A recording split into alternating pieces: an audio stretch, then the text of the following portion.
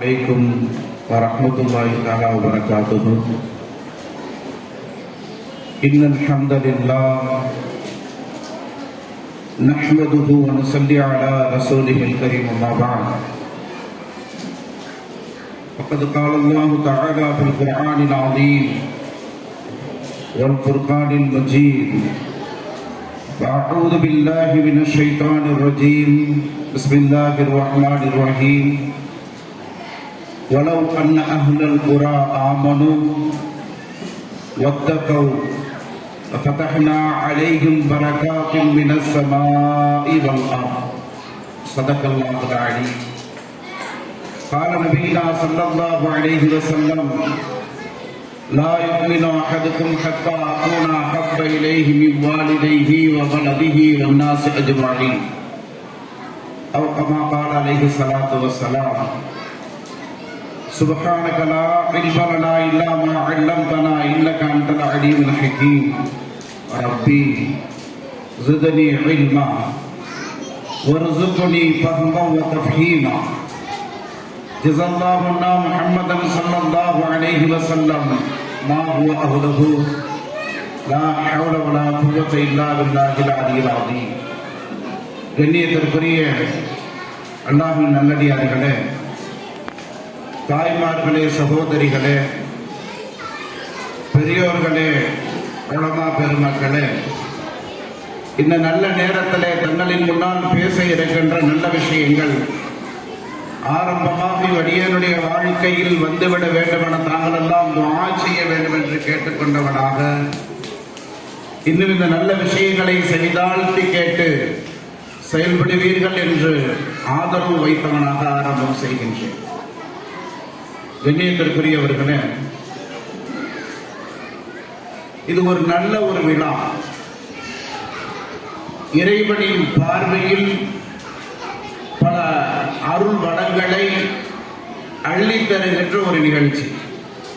இந்த நிகழ்ச்சியிலே சத்தியமாக நபியினுடைய வாக்கு எங்கெல்லாம் அல்லாஹ்வை பற்றி பேசப்படுகிறதோ அவ்விடங்கள் எல்லாம் வானில் மின்னக்கூடிய நட்சத்திரங்களை போன்று மலக்குமார்களுடைய கண்களுக்கு தெரியுமா? அவ்விடங்களுக்கு மலக்குமார்கள் சாறை சாறையாக வருகை தருகிறார்கள் என்பது எங்களுடைய பெருமானார் ஸல்லல்லாஹு அலைஹி வஸல்லம் அவர்கள் எங்களுக்கு சொல்லி தந்த செய்தி. இந்த மண்டபத்திலே, இந்த நிகழ்ச்சியினுடைய நேரத்திலே மலக்குமார்கள் நம்மை சூழ்ந்திருக்கிறார்கள் என்பதை மனதிலே வைத்து சொல்லப்படுகின்ற விஷயங்கள் நம்மளுடைய இருவுலக வாழ்க்கைக்கு தேவையான செய்திகள் என்ற ஆர்வத்தோடு தாங்கள் இதை செவிதாழ்த்தி கேட்டு செயல்பட வேண்டும் என்று கோரிக்கை வைத்தவனாக ஆரம்பம் செய்கின்றேன். இஸ்லாத்துல பெண்களுக்கு ஒரு தனி இடம், ரொம்ப ஒரு முக்கியத்துவம் இருக்கு. இஸ்லாத்தினுடைய நிறைய சட்டங்கள் பெண்களின் மூலமாகத்தான் கிடைக்கும். அன்னலாரின் துணைவியார் ஆயிஷா ரலியல்லாஹு அன்ஹா அன்னவர்களோடு அன்னலம் பெருமானார் ஸல்லல்லாஹு அலைஹி வஸல்லம் அவர்கள் இருக்கின்ற நேரத்தில் தான் அதிகமாக வஹி இறங்கியதாக தகவல் உண்டு. ஏனென்று சொன்னால் அறிவிலே சிறந்தவர்கள் ஆயிஷா. இந்த உலகத்திலே உலக பணக்காரர்கள் என்று அடையாளம் காட்டப்பட்டவர்கள் இருக்கக்கூடிய சொத்தினுடைய மதிப்பு இன்று உலக பணக்காரர்கள் என்று சொல்லக்கூடியவர்களிடம் கையிலே வைத்திருக்கக்கூடிய சொத்து, எங்களுடைய பாட்டி, எங்களுடைய முன்னா ஹதீஜா அம்மா இந்த தீனுக்காக செலவழித்த தொகையை யாரும் இன்று வரையும் சம்பாதிக்க முடியவில்லை, சேர்த்து வைக்கவில்லை. ஹதீஜா அம்மாவுடைய சொத்து இந்த உலக பணக்காரர் என்று அடையாளம் காட்டக்கூடியவர்களிடம் கூட இன்று இல்லை என்று வரலாற்று ஆய்வாளர்கள் கூறுகிறார்கள். அவ்வளவு சொத்துக்களையும் தீனுக்காக, இஸ்லாத்திற்காக, இந்த ஈமான் தலை தோங்க வேண்டும் என்பதற்காக வாரி இறைந்த வள்ளல் பெருமகனார், வள்ளல் பெருமாட்டி எங்கள் கதீஜா. அருமையானவர்களே, எந்த அளவிற்கு கண்ணியமாக வாழ்ந்தவர்கள் தெரியுமா? உடுத்தி இருக்கின்ற ஆடையில் ஒட்டு போட்டு தங்களுடைய கடைசி காலத்தில் வாழ்ந்து கொண்டிருந்த பொழுது பகல் நேரத்திலே வெளியிலே வரமாட்டார்களாம். ஏன் தெரியுமா? பகலிலே தன் ஆடையை பார்த்து விட்டால் மக்கள் எல்லாம் எங்கே தன் கணவரை குறை சொல்லி விடுவார்களோ, செல்வ சீமாட்டியாக இருந்த இந்த பெண்மணியை ஏழையாக ஆக்கிவிட்டாரே இந்த முகமது என்று மக்கள் தன் கணவரை குறை சொல்லிவிடக் கூடாது என்பதற்காக வேண்டி சூரியன் மறைந்ததற்கு பின்னால் இரவில் தான் வெளியிலே வருவார்களாம் கதீஜா. பெண்களுக்கென்று தனி இடம் இருக்கிறது இஸ்லாத்திலே. உங்களுடைய தியாகம், நீங்கள் செய்த தியாகத்தினால் இந்த இஸ்லாம் உலகத்திலே தலை தோங்கியது, உயர்ந்தோங்கி நிற்கின்றது. அருமையானவர்களே, ஒரு வரலாற்றிலே மறைக்க முடியாத ஒரு இக்கட்டான சூழ்நிலையிலே ஒரு பெண்ணினுடைய சமயோஜிதமான வாதத்தின் காரணமாக இஸ்லாத்திற்கு நல்லதொரு மாற்றம் கிடைத்தது. நிறைய மக்கள் இஸ்லாத்தை நோக்கி வந்தார்கள் என்பது வரலாறு. உங்களுக்கெல்லாம் தெரியும், ஹுதைபியாவுடைய உடன்படிக்கையிலே நபி அவர்கள் உம்ராவுக்கு செல்கின்ற பொழுது தடுக்கப்படுகிறார்கள். ஹுதைபியா என்ற இடத்திலே தடுத்த நேரத்திலே நபிக்கு சரியான சமயோஜிதமான ஆலோசனை வழங்கியதும் ஒரு பெண்மணி தான். திணறி போய் நிற்கிறார்கள். ஒப்பந்தமாகிறது, இந்த வருடம் நீங்கள் உம்ராவிற்கு வரக்கூடாது என்றால் அடுத்த வருடம் என்றால் வந்து கொள்ளுங்கள். ஒப்பந்தம் செய்கிறார்கள் மக்கத்து காபிர்களிடம். அத்தனை ஒப்பந்தங்களுமே இஸ்லாத்திற்கும் முஸ்லிம்களுக்கும் பாதகமான ஒப்பந்தம் செய்துவிட்டு நபி அவர்கள் தன் கூடாரம் வந்த பொழுது கவலையோடு உள்நுழைகிறார்கள். நாயகமே, ஏன் கவலைப்படுகிறீர்கள்? அதற்கு உம்மு சல்மா ரலியல்லாஹு அன்ஹா நபியினுடைய மனைவி கூட இருக்கிறார்கள். அந்த பிரயாணத்தில் சொன்னார்கள், இந்த சஹாபாக்கள் இடத்துல வந்து சொன்னேன், உங்களுடைய அந்த குர்பானியை நீங்கள் கொடுத்து விட்டு எஹராமை கலைந்து விட்டு என்னோடு திரும்பி விடுங்கள் என்று சொல்லும் பொழுது எல்லாரும் தயங்குகிறார்கள். எனக்கு கவலையாக இருக்கிறது. இதனால் வரைக்கும் என் வார்த்தைக்கு ஒரு வார்த்தை மாறு செய்யாதவர்கள் என் சஹாபா பெருமக்கள். ஆனால் இன்று என் சொல்லை ஏற்க தயங்கி நிற்கிறார்கள். செய்யவில்லை என்று சொல்லவில்லை, தயங்கி நிற்கிறார்கள். அதற்கு உம்மு சல்மா ரலியல்லாஹு அன்ஹா ஒரு அழகான ஆலோசனை சொல்றாங்க. நாயகமே, இதுக்காக கவலைப்படுறீங்க? கவலையை விடுங்க, நான் சொல்றது மாதிரி செய்யுங்கன்னு சொல்லி சொன்னாங்க. என்னன்னு கேட்ட உடனே, எதை சொன்னீங்களோ அதை நீங்க முதல்ல செய்யுங்க, அப்புறம் நடக்கிறத பாருங்க. சுப்ஹானல்லாஹ். வெளியிலே வந்த நபி அவர்கள் குர்பானியை கொடுத்து விட்டு எஹராமை கலைந்ததற்கு பின்னால் சஹாபாக்கள் சற்றும் தாமதிக்காமல் அந்த செயலை தொடர்ந்து செய்ய ஆரம்பித்தார்கள். அங்கும் ஒரு பெண்மணி தான் இருக்கிறார்கள் இஸ்லாமிய வரலாற்றில். சரி, ஹுதைபியா என்பது முழுக்க ஒருதலை பட்சமாக அங்கே ஒப்பந்தம் போடப்பட்டதிலே ஒரு முக்கியமான ஒப்பந்தம், ஒருதலை பட்சமான ஒப்பந்தம் என்ன தெரியுமா? மதீனாவிலிருந்து யாராவது இஸ்லாத்தை விட்டுட்டு மக்காவுக்கு வந்தா நாங்க திருப்பி அனுப்ப மாட்டோம். எவ்வளவு நியாயமான ஒப்பந்தம் பாருங்க. நபி அவங்க அதுக்கும் சரிதான். மதீனாவிலிருந்து இஸ்லாத்தை விட்டுட்டு யாராவது மக்காவுக்கு வந்தா திருப்பி அனுப்ப மாட்டோம். ஆனா மக்காவிலிருந்து யாராவது எங்க மார்க்கத்திலிருந்து இஸ்லாத்துக்கு வந்து மதீனாவுக்கு வந்தாங்கன்னா திருப்பி எங்களுக்கு ஒப்படைக்கணும். இது நியாயமான ஒப்பந்தமா? இது நேர்மையான ஒப்பந்தமா? இப்படி ஒரு ஒப்பந்தம் ஹுதைபியா ஒப்பந்தத்தில் இடைப்பட்டிருந்தார். அதற்கு பின்னால் முஸ்லிம்களுக்கு ரொம்ப நெருக்கடியான ஒரு சூழ்நிலை, ரொம்ப கஷ்டமான ஒரு சூழ்நிலை.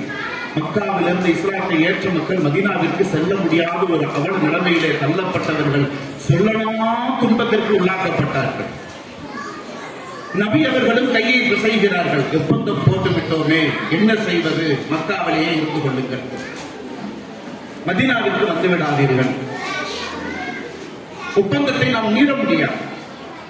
இப்பதான் ஒரு பெண்ணுக்கு மூலமாக வழிபடுகிறது. சொல்ல போன அந்த ஹுதைபியா ஒப்பந்தமே இல்லாமல் ஆக்கப்பட்டதற்கு அந்த பெண்மணியினுடைய வாதமும் ஒரு காரணம் என்று வரலாற்று ஆய்வாளர்கள் குறிப்பிடுகிறார்கள். அருமையானவர்களே, மக்காவிலிருந்து ஒரு பெண்மணி இஸ்லாத்தை தழுவி மதீனாவுக்கு வந்து சேர்ந்துட்டாங்க. அவருடைய கணவர் பின்தொடர்ந்தே வர்றாரு. வந்து நபி இடத்துல முறையிடுறாரு. ஹுதைபியா ஒப்பந்தத்தின் அடிப்படையில என்னுடைய மனைவியை நீ திருப்பி ஒப்படைக்கணும் அப்படின்னு இருக்கிறார். நபி சொன்னாங்க அந்த அம்மாவை கூப்பிட்டு, அம்மா, நம்ம ஒப்பந்தம் போட்டிருக்கிறோம், வாக்கு மீற முடியாது, அதனால நீங்க உங்க கணவரோட போயிருங்க. இந்த அம்மா சொன்னாங்க, நாயகமே நீங்க அனுமதி தந்தா என் கணவர்கிட்ட நான் பேசிக்கிறேன். பெண்கள் மதிநுட்பமானவர்கள், அறிவு திறன் வாய்ந்தவர்கள். ஒரு பழமொழி சொல்வார்கள், அழிவதும் பெண்ணாலே ஆவதும் பெண்ணாலே என்று. மனிதன் அழிவதும் பெண்ணாலே ஆவதும் பெண்ணாலே என்று சொன்னவர்களுக்கு இஸ்லாம் சொல்கிறது. நன்மைகள் ஆவதும் பெண்ணாலே, தீமைகள் அழிவதும் பெண்ணாலே. எங்கள் மார்க்கத்திலே இருக்கின்ற பெண்களின் மூலமாக, மார்க்கப்பற்றுடைய பெண்களின் மூலமாக தீமைகள் அழியும், நன்மைகள் ஆகும். அப்படிப்பட்ட பெண்கள் தான் எங்கள் பெண்கள் என்று இஸ்லாம் உலக அரங்கிலே சொல்கிறது. உலக அரங்கு சொல்கிறது, மனிதன் ஆவதும் பெண்ணாலே, மனிதன் அழிவதும் பெண்ணாலே என்று உலக அரங்கு சொல்கிறது. அந்த உலக அரங்கிற்கு இஸ்லாம் சொல்கிறது, நன்மைகள் ஆவதும் பெண்ணாலே, தீமைகள் அழிவதும் பெண்ணாலே என்று இஸ்லாம் சொல்கிறது. நீங்கள் அப்படிப்பட்ட நன்மதிப்பை பெற்றவர்கள். அல்லாஹ்விடத்திலே ஆண்களை விட பெண்களுக்கு அதிக மதிப்பு இருக்கிறது. எனவே தான் அல்லாஹ் உங்களை கொண்டு இந்த தீனை வெற்றி அடைய செய்தான், உயர்ந்தோங்க செய்தான். அண்ணனுக்கு ஒரு இக்கட்டான சூழ்நிலை வந்த பொழுது அங்கே ஒரு பெண்மணியினுடைய வாதம் அந்த தர்ம சங்கடத்தை நீக்குகிறது. அந்த பெண்மணிக்கு நபி அனுமதி வழங்கினார்கள். அந்த பெண்மணி தன் கணவர்கிட்ட கேட்டாங்க, ஹுதைபியா ஒப்பந்த நபி போட்டாங்க, சரிங்க, அதுல பெண்கள் இஸ்லாத்துக்கு வந்தா திருப்பி அனுப்பணும் ஏதாவது இருக்கா, பெண்களை குறிப்பிட்டு சொல்லப்பட்டிருக்கா என்று சொன்ன உடனேயே அவர் கணவர் வாயடைத்து விட்டார், வழி தெரியாமல் திரும்பி சென்று விட்டார். அங்கே மக்காவிற்குள் தன் மனைவி இல்லாமல் நுழைந்து அவரை பார்த்து விட்டு மக்காவில் இருக்கக்கூடிய முக்கிய தலைவர்களுடைய பெண்கள் எல்லாம் மிரட்ட ஆரம்பித்து விட்டார்களாம். இங்க பாருங்க, சும்மா நைய நைன்னு இருக்கக்கூடாது, அதை இதை செய்யணும் சொல்லக்கூடாது. ரொம்ப ஓவரா டார்ச்சர் பண்ணீங்கன்னா நான் இஸ்லாத்தை தள்ளி மதீனாவுக்கு போயிடுவேன் அப்படின்னு மிரட்ட ஆரம்பிச்ச உடனே அவர்களுக்கு செய்வதறியாத நபியிடத்திலே வந்து நின்று சொல்றார்கள், நாம் போட்ட ஒப்பந்தத்தை நாங்களே முறித்துக் கொள்கிறோம், இது எங்களுக்கே இடையூறாக ஆகிவிட்டதே என்று வேண்டி நின்றதாக வரலாறு கூறுகிறது. அருமையானவர்களே, பெண்களுக்கென்று ஒரு தனி ஒரு மரியாதை மதிப்பை இஸ்லாம் வைத்திருக்கிறது. பெண்களுக்கென்று ஒரு உயர்ந்த அந்தஸ்தை இஸ்லாம் கொடுத்திருக்கிறது. இந்த நேரத்திலே பட்டம் வழங்குகின்ற இந்த நிகழ்ச்சி இருக்கிறது. இந்த பெண்மணிகளை மார்க்க திறனுடையவர்களாக, மார்க்க அறிவுடையவர்களாக உருவாக்குவதென்பது இந்த இஸ்லாத்துக்கு மட்டுமல்ல, பூரா உலக மக்களுக்கும் பலன் தரக்கூடியதாக அமையும் என்பதை இந்த நேரத்திலே நான் தங்களுடைய கவனத்திற்கு கொண்டு வருகிறேன். நடைமுறையில ஒரு சில தகவல்களை மட்டும் சொல்லிட்டு நான் முடிவுக்கு வர ஆசைப்படுறேன். இன்னைக்கு மக்களுடைய நிலைமை எப்படி ஆகி போச்சு அப்படின்னா, ஒரு காலம் இருந்துச்சு, துவா செய்யுன்னு சொல்லுவாங்க. ஹஸரத் துவா செய்யுங்க, என் மகனுக்கு சாலிஹான பெண் அமையணும், அதுக்காக துவா செய்யுங்கன்னு கேட்பாங்க. ஹஸரத் துவா செய்யுங்க, என் மகனுக்கு சாலிஹான குழந்தை பிறக்கணும்னு துவா செய்ய சொல்லி சொல்லுவாங்க இல்லையா? ஹஸரத் துவா செய்யுங்க, என் பெற்றவங்களை நானே வச்சு பார்த்துக்கிறணும், அல்லாஹ் அந்த பாக்கியத்தை எனக்கு தரணும், துவா செய்யுன்னு சொல்லி சொல்லுவாங்க இல்லையா? அப்படி ஒரு காலம் இருந்துச்சு. இப்ப எப்படி தெரியுமா காலம் மாறி போயிருச்சு? ஹஸரத் துவா செய்யுங்க, எனக்கு கல்யாணம் முடிக்க போறாங்களாம், வருமானம் பத்தல, துவா செய்யுங்க. ஹஸரத் எனக்கு குழந்தை பிறக்க போகுது, துவா செய்யுங்க. எப்படி துவா செய்யுங்கன்னு சொல்லி சொன்னா, சுகப்பிரசவம் ஆகணும், ஆபரேஷன் ஆயிடக்கூடாது, சுகப்பிரசவமானா செலவு கம்மி, ஆபரேஷன் ஆனா செலவு அதிகம், அதனால நீங்க ஆபரேஷன் இல்லாம சுகப்பிரசவம் துவா செய்யுங்க, செலவு இல்லாமல் செலவு குறைவாக பிரசவம் பார்க்கணும் துவா செய்யுங்க. சில பேர் இப்படி கேட்பாங்க, எங்க அக்கா அம்மா இருக்கிறாங்க, என் கூட பிறந்த சகோதரிட்டையும் நான் சொல்லிட்டேன், எங்க அக்காட்டையும் சொல்லிட்டேன், என் தங்கச்சிட்டையும் சொல்லிட்டேன், நானே வச்சு பாத்துக்கிறேன், நீங்க 2 மாசத்துக்கு வச்சு பாத்துக்கிறீங்களேன், நீங்க 3 மாசத்துக்கு வச்சு பாத்துக்கிறீங்களேன் அப்படின்னு சொல்லிட்டேன். ஆனா யாரும் கண்டுக்கிற மாட்டேங்கிறாங்க, எனக்கு தான் செலவு அதிகமாகிக்கிட்டு இருக்கிறது. இப்படிப்பட்ட ஒரு காலத்துல நம்ம வாழ்ந்துகிட்டு இருக்கிறோம். ஒரு காலம் இருந்தது, இறைவனுடைய கடமைகளை கட்டளைகளை முறையாக நிறைவேற்றுவதற்கு துஆ செய்யுங்கள் என்ற காலம் இருந்தது. இப்ப காலம் எப்படி மாறிடுச்சுன்னா, அந்த கடமைகளை பொறுப்புகளை உணர்ந்து நாம் நடக்க வேண்டும் என்ற தன்மை மாறி என் கையிலிருந்தே நான் செலவழித்துக் கொண்டிருக்கிறேனே, என் கையிலிருந்தே எல்லாத்துக்கும் செலவாகி கொண்டிருக்கிறது, எனக்கு வருமானம் பத்தவில்லையே என்ற ஒரு கவலை என்று நம்மிடம் வந்துவிட்டது. அல்லாஹ் அத்தகைய நிலையை விட்டு நம்மை பாதுகாப்பானாக. ஆமீன். இப்படி ஒரு காலம் இருக்குது. என்ன அப்படின்னா, சமீபத்தில் மக்களுடைய மனநிலை எப்படி ஆயிடுச்சு அப்படின்னு சொன்னா, தொழுகிறாங்க, தஹஜ்ஜத் தொழுதுட்டு கேட்டா அல்லாஹ் என்ன செய்வான்? கட்டாயம் தருவான். வாடகை வீட்டில் இருக்கிறோம், தஹஜ்ஜத் தொழுகிறாங்க, எனக்கு ஒரு சொந்த வீட்டக்கூடிய ஆள் தான், சொந்த வீட்டக்கூடிய ஆள் தான், சொந்த வாகனத்துக்கூடிய ஆள் தான், எல்லாம் கேட்கிறோம், கிடைக்கல.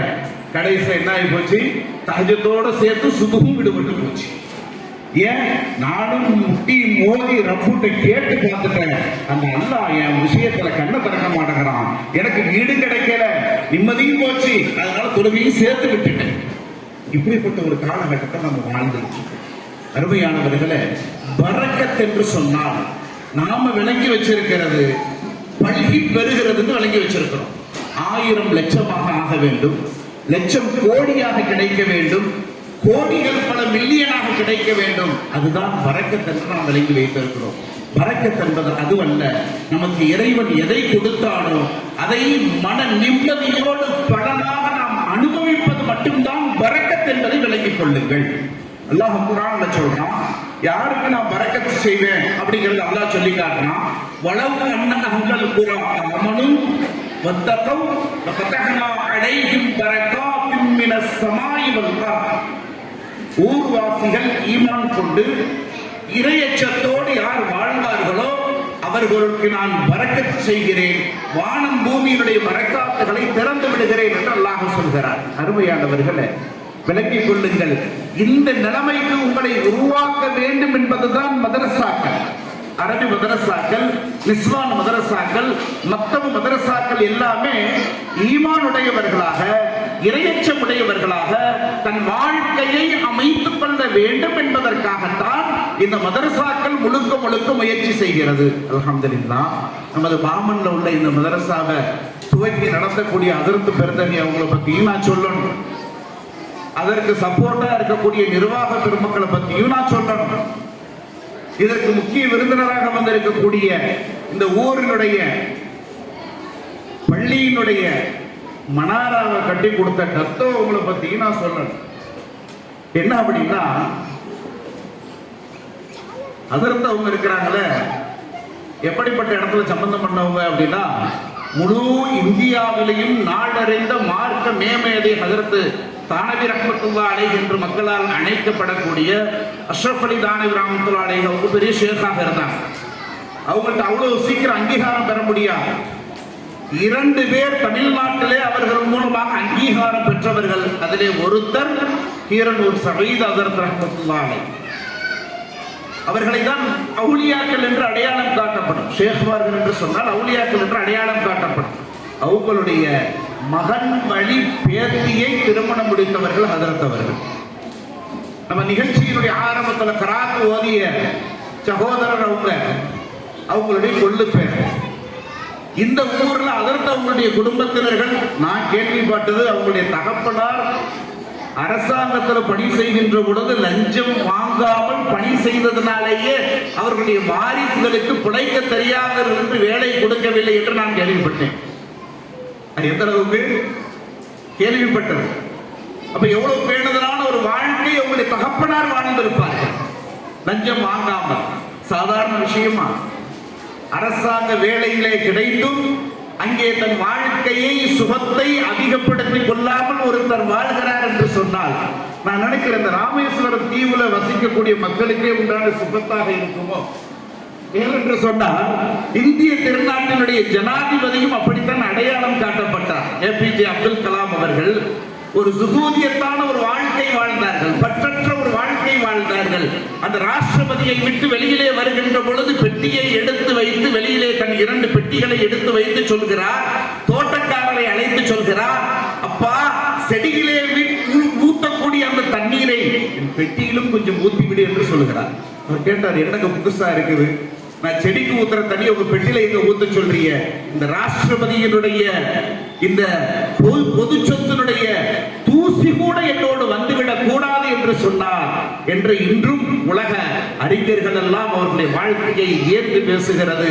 ராமேஸ்வரம் தீவினுடைய மைந்தர், அதே போன்று இந்த மண்ணினுடைய மைந்தர்கள் எல்லாம் நல்ல தன்மையுடையவர்களாக இருப்பார்களோ என்று நாம் ஆச்சரியப்படக்கூடிய அளவிற்கு அவங்களுடைய தகப்பனாருடைய வாழ்க்கை அமைந்திருந்தது. அல்ஹம்துலில்லாஹ், நல்லதொரு விஷயத்தை கையிலே எடுத்திருக்கிறார்கள், நல்லதொரு விஷயத்தை கையிலே எடுத்திருக்கிறார்கள்.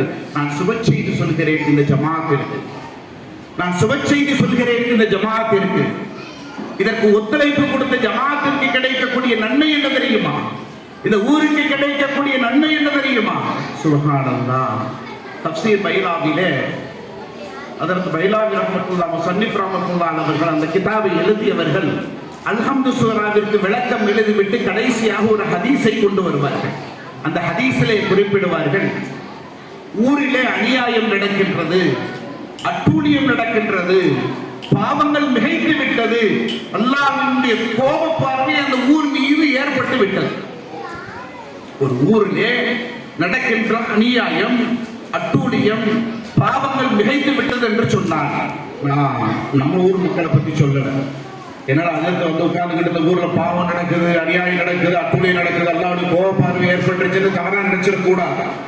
பொதுவாகவே ஒரு ஊரிலே மக்கள் அவர்கள் அறியாமல் செய்கின்ற பாவங்களினால், அவர்கள் அறியாமல் செய்கின்ற அட்டூழியங்களினால், நீதத்திற்கு மாற்றமான செயல்களினால் அல்லாஹ்வுடைய கோபம் ஏற்படுகின்ற பொழுது கத்மம் மக்தியா, முடிவு செய்யப்பட்ட வேதனையை அல்லாஹ் அந்த ஊரின் மீது இறக்க நாடுகின்ற பொழுது அந்த ஊரிலே இருக்கக்கூடிய சிறுவர்கள் ஓதுகின்ற அந்த சத்தத்தை அல்லாஹ் செவியேற்றுவிட்டு அந்த வேதனையை ரஹ்மத்தாக மாற்றி அந்த ஊரின் மீது இறக்குகிறான் என்ற ஹதீஸிலே வருகிறது. எவ்வளவு பெரிய பாக்கியம்! ஒரு ஊரிலே மதரசாக்கள் நடப்பது என்பது அந்த ஊரினுடைய அல்லாஹ்வுடைய வேதனையை மாற்றி ரஹ்மத்தாக அந்த ஊருக்கு அல்லாஹ் இறக்குகிறான் என்று சொன்னால் அந்த பாக்கியத்தை இந்த ஊர் பெற்றிருக்கிறது. இந்த பாக்கியத்தை இந்த ஊர் பெறுவதற்கு இந்த ஊர் ஜமாத், இந்த ஊர் நிர்வாகம் ஒத்துழைப்பாக இருக்கிறது என்று உங்களுக்கு நான் சுப செய்தி சொல்கிறேன். அடுத்தவர்கள் நம்மளுடைய தத்தோ அவர்களுடைய மினாரா முழு இந்திய அளவிலே பேசப்பட்டது. பாமன் பாலத்தை ஏறுகின்ற பொழுது முதலிலே தெரிவது இந்த பள்ளியினுடைய மினாரா தான். அதை நீக்க வேண்டும் என்று இந்திய அரசியல் தலைவர்கள் எத்தனையோ பேர்கள் முயற்சி செய்தும் கூட இன்றும் அது நிமிர்ந்து நிற்கிறது. இறைவனை நினைவு கூறும் விதமாக பாலத்தில் ஏறுகின்ற பொழுதே அந்த மினாரா தான் காட்சி தருகிறது. அப்படிப்பட்ட ஒரு வாய்ப்பை அல்லாஹ் உங்களுக்கு தந்திருக்கிறார், அப்படிப்பட்ட ஒரு பாக்கியத்தை எல்லாம் உங்களுக்கு தந்திருக்கிறார். இங்கே புகழ்வதனுடைய நோக்கம் அவங்களை புகழ்ந்து பலனடைந்து கொள்ளுங்கிற இது கடகடம் கூட கிடையாது. அவர்களை புகழ்வதன் மூலமாக ஒவ்வொருவரும் நாமும் இது போன்ற நற்செயல்களிலே பங்கு பெற வேண்டும் என்ற ஒரு நல்ல எண்ணத்தில் தான் அவர்களை முன்னிலைப்படுத்தப்படுகிறது. அருமையானவர்களே, விளங்கிக் கொள்ளுங்கள். அல்லாஹ் நமக்கு தந்த பாக்கியம் ஈமானோடும் இறையச்சத்தோடும் நம் வாழ்க்கையை அமைத்துக் கொண்டால் அல்லாஹ்வுடைய அருள் வளங்கள், பரக்கத்துகள் நமக்கு கிடைக்கும். பரக்கத் என்பது காசு பணம் பல்கி பெருகுவது, சொத்துக்கள் பல்கி பெருகுவது மட்டும் கிடையாது. விளங்கிக் கொள்ளுங்கள். பொருளாதாரத்துடைய பரக்கத் இருக்கிறது. பொருளாதாரத்துடைய பரக்கத் என்ன தெரியுமா? ஒரு மனிதன் அன்றாடம் சம்பாதிக்கக்கூடிய பொருளாதாரம் அவன் அனுதினமும் நல்ல காரியங்களில் செலவிடப்பட வேண்டும். ஒரு மனிதனுடைய பொருளாதாரத்தில் பரக்கத் இருக்குன்னு சொல்லி சொன்னா, ஒரு மனிதனுடைய பொருளாதாரத்தில் பரக்கத் இருக்குன்னு சொல்லி சொன்னா, அருமையானவர்களே, ஒரு 10,000 ரூபாயில முடிக்க வேண்டிய வேலையை வெறும் 1000 ரூபாயில எல்லாம் முடிச்சு கொடுக்கும். இது அவனுடைய பொருளாதாரத்தில் பரக்கத் இருக்குங்கிற அடையாளம். இன்னொரு அடையாளம் சொல்லவா? அவனுடைய பொருளாதாரம் நல்ல காரியங்களுக்கு பயன்படும், நற்காரியங்களுக்கு பயன்படும். அருமையானவர்களே, அது போன்றுதான் ஸல்லல்லாஹு அலைஹி வஸல்லம் அவர்கள் யாராவது ஒரு வீட்டிற்கு விருந்து சாப்பிட போனா இப்படிதான் துஆ செய்வாங்க. எப்படி தெரியுமா? யா அல்லாஹ் அவருக்கு லட்ச லட்சமா அள்ளி கொடு, யா அல்லாஹ் அவருக்கு கோடி கோடி அள்ளி கொடு அப்படிலாம் கேட்க மாட்டாங்க. நபி எப்படி தெரியுமா துஆ செய்வாங்க? அக்கல துஆபுக்கும் மலபரா, உங்களுடைய உணவை நல்லோர்கள் உண்ணட்டுமாக, வஸல்லத் அலைக்குமுல் மலாயிகா, உங்களுக்கு மலக்குமார்கள் துஆ செய்யட்டுமாக.